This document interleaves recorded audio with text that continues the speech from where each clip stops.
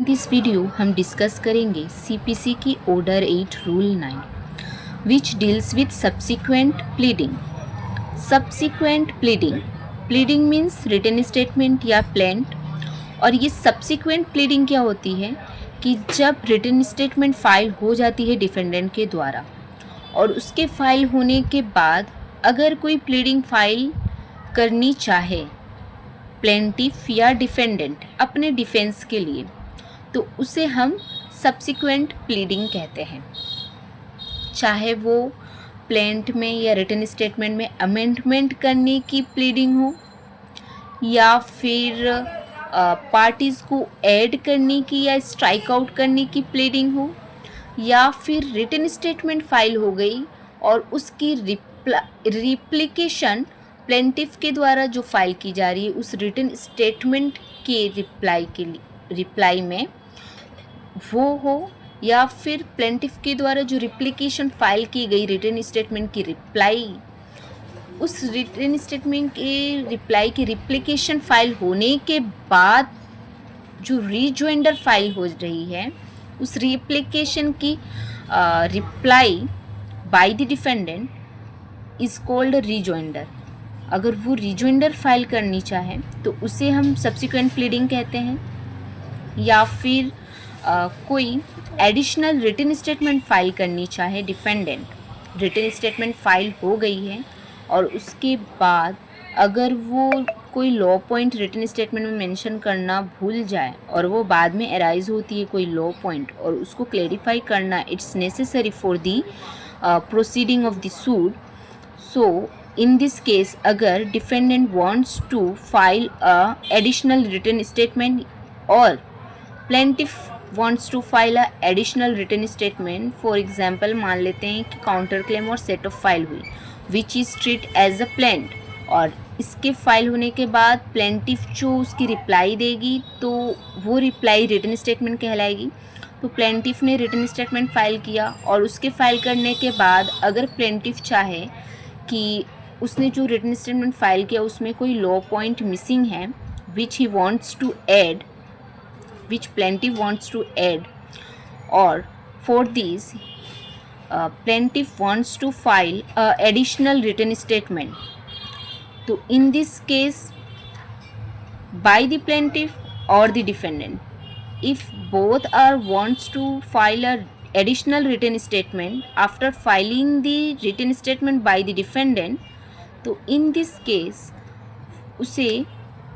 Court की permission लेनी होगी। So basically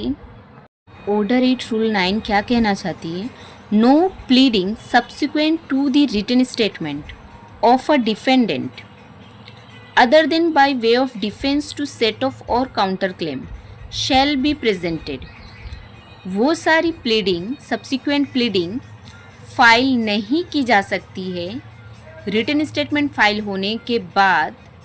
accept set off और काउंटर क्लेम। सेट ऑफ और काउंटर क्लेम को छोड़कर कोई भी प्लीडिंग रिटन स्टेटमेंट के फाइल होने के बाद फाइल नहीं की जा सकती है, प्रेजेंट नहीं की जाएगी except by the leave of the court. Court की परमिशन के बिना कोई भी सब्सिक्वेंट प्लीडिंग फाइल नहीं की जाएगी सेट ऑफ और काउंटर क्लेम को छोड़कर। सेट ऑफ और काउंटर क्लेम फाइल करने के लिए कोर्ट की परमिशन लेने की आवश्यकता नहीं है, और बाकी के अदर प्लीडिंग्स अगर आपको फाइल करनी है रिटन स्टेटमेंट फाइल हो जाने के बाद तो उसके लिए आपको कोर्ट की परमिशन लेनी होगी। And upon such terms as the court thinks fit, और अगर कोर्ट को सही लगे तभी वो प्लीडिंग फाइल की जाएगी, उसको फाइल करने की परमिशन कोर्ट देगी वो सब्सिक्वेंट प्लीडिंग को, ठीक है। बट द कोर्ट में at any time require a written statement. Court क्या करेगी कि सूट के किसी भी स्टेज पे वो अगर उसको लगे कि रिटन स्टेटमेंट फाइल होनी चाहिए, रिटन और एडिशनल रिटन स्टेटमेंट फाइल होनी चाहिए, मीन्स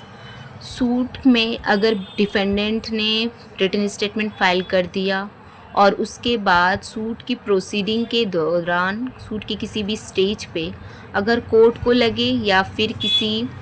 पार्टीज़ को लगे, डिफेंडेंट हो या प्लेंटिफ, तो ऐसी स्थिति में उन्हें अगर लगता है कि किसी भी लॉ पॉइंट को क्लेरिफाई करने के लिए additional written statement should be filed, तो ऐसी स्थिति में उसको कोर्ट की परमिशन लेनी होगी।